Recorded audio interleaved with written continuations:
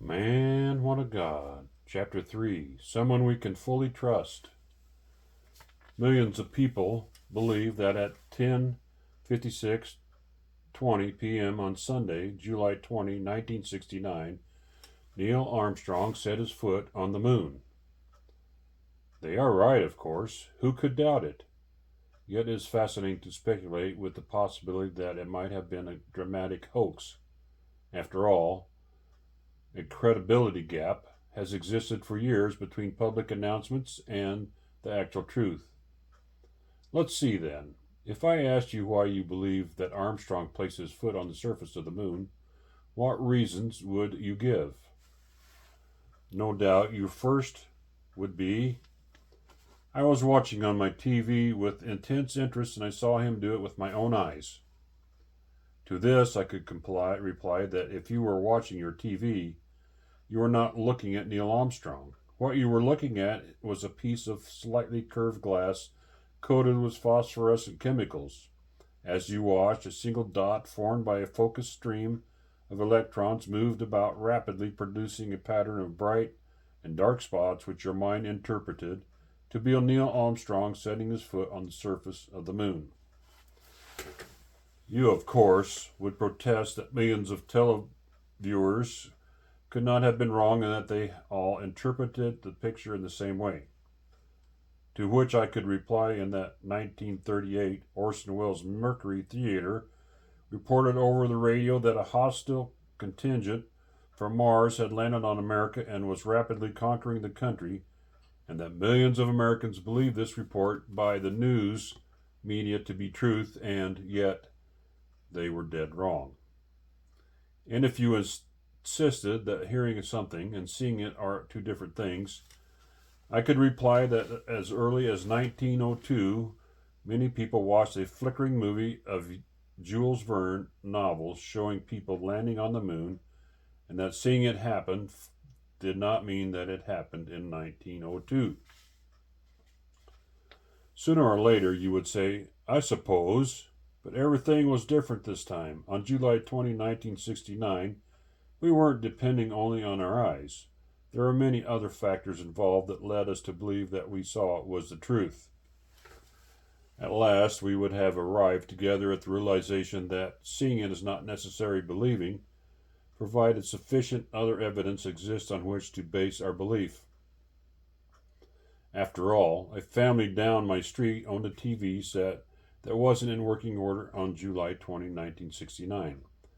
They didn't see Armstrong land, but in spite of not seeing him, they believe that he landed because of all the other evidence. What is some of the evidence that gives us confidence to believe it is a particular event? Our decade of experience with NASA. We learned to trust NASA because it was so honest about its failures as well as its success. Besides, the moon landing came as a natural climax to all that had been done before. There was President Kennedy's promise to land a man on the moon before 1970. There are the moon rocks with the unique chemical and physical fingerprints like nothing on Earth. There are the laser beams that have been reflected back from the mirrors left on the moon. There is the honesty of the astronauts themselves. Their characters, candidly analyzed by the public press, justify our confidence. There is, in fact, both England and Russia monitored the trip on their equipment and would surely have cried foul if they had been unable to spot any spaceships maneuvering around the moon. And there is the cumulative evidence supplied by the thousands of individual workmen and scientists who took part in the total project. All of these things taken together make 1969 entirely different from 1902 and 1938. Whether or not we watched Armstrong on TV makes no difference to our belief. We can rest assured that he did indeed set foot on the surface of the moon because, even though as individuals we cannot prove it, a large body of evidence supports our belief. Certainly it is much more reasonable to conclude that he did than to attempt to prove that he did not. What we have just said about the landing on the moon also applies to the great events in the Bible. as in the case of my neighbors down the street on July 20, 1969, none of us had our TV sets turned on when God created the earth, or when Jesus died on the cross, or when he arose from the dead. Yet we can believe these events just the same on the basis of the available evidence. Christ's resurrection from the dead, for example, must surely be regarded as one of the most believable events in history, but because it is one of the best attested. Though we did not see him alive after his death, think of the large number of people who did. Mary Magdalene saw him first, early on Sunday morning, John 20, 17, and 18. Other women saw him a little later, Matthew 28, 9. In the late afternoon, he walked with a couple to the village of Emmaus, a few miles from Jerusalem, Luke 24, 13. Early on another day, he appeared by Lake Galilee, John 21. Paul, who at first had no intention of ever believing in the resurrection and eagerly prosecuted the fanatics, who did in time found the evidence of Christ's resurrection overwhelming. When asked years later why he had come to believe it, he replied, "Why, the risen Christ appeared to Cephas, and afterwards to the 12. Then he appeared to over 500 of our brothers at once, most of whom are still alive, though some have died. Then he appeared to James, and afterwards to all the apostles, 1 Corinthians 15, 5-7. And last of all, he added, as if to one born abnormally late, he appeared to me." Verse 8. Some people think it is only faith that gets a Christian to believe in the resurrection, and they define faith as a fine feeling or as a leap in the dark. It was neither a fine feeling nor a leap in the dark that persuaded Paul to believe that Christ had risen from the dead. It was the plain and simple fact that hundreds and hundreds of people had seen him alive ever since he had died. And when years later skeptics questioned Paul's credibility, he reminded them that many of these persons were still alive even then. What he meant, of course, was, if you don't believe me, then go and talk to them. Last of all, Paul said, he appeared to me also.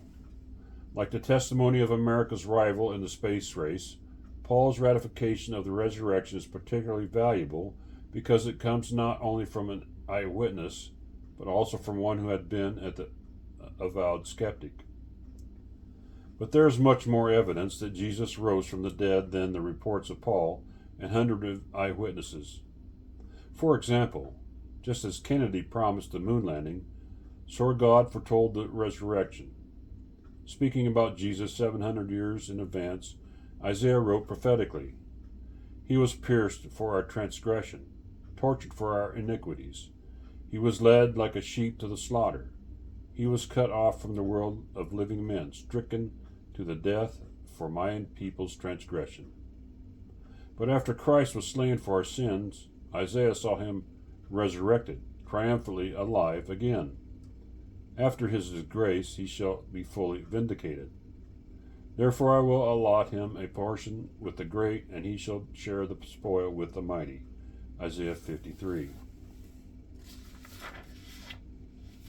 Paul was greatly impressed with this type of evidence. He reminded his readers that Jesus rose again according to the Scriptures, that is, in fulfillment of Bible prophecy. See 1 Corinthians 15, 3 and 4. He might have added that Jesus arose again also in fulfillment of his own promise. Over and over again, Jesus warned his followers that he was about to be killed, then assured them on the third day afterward he would come to life again. See Matthew 16, 21, 17, verses 22 and 23, and chapter 20, verses 17 and 19 through 19. We have said little about the characters of our witnesses. Surely they were as honest as the astronauts. Anyone well acquainted with the life and teaching of Jesus gladly concedes that he was at the very least a good man, and a very wise one, full of good advice. But if Jesus did not rise from the dead, he was neither a good man nor a wise one. He was either an impostor or an idiot. Think, too, of all the men and women who surrounded Christ and saw him alive again. They went out into a world distorted by the despair and dishonesty and brought it to as a message of hope, integrity, and new life. What they said about the resurrected Christ transformed people. Certainly it transformed themselves. Paul, a cantankerous accuser, became an evangelist of hope and a model of selflessness. The other men who began the Christian revolution made no attempt to explain away the resurrection. They only knew too well that on the night Jesus was arrested and crucified, Peter, the most vocal spokesman, had denied ever knowing him, and of all of them had fled for their lives in terror. Yet these same men, but a few weeks later, faced up to the authorities who had killed Christ and bravely declared their faith in him. Something had happened to change them, and they, who surely knew that it was better than we, said it was their being with the risen Christ. Until we can prove them wrong, we must take their word for it.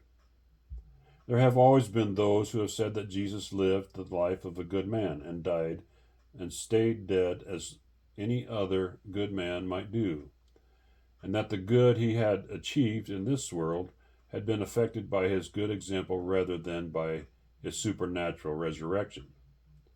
Thomas Jefferson, for example, the third president of the United States, a man who proudly considered himself a Christian on condition that Christ be allowed only human virtues, twice went through the Gospels, selecting parts he considered genuine and gathered them into a little book, The Life and Morals of Jesus. From his collection, Jefferson omitted the virgin birth and all the miracles, and he closed with the account of the stone being rolled away across the entrance of Christ's tomb. End part 1.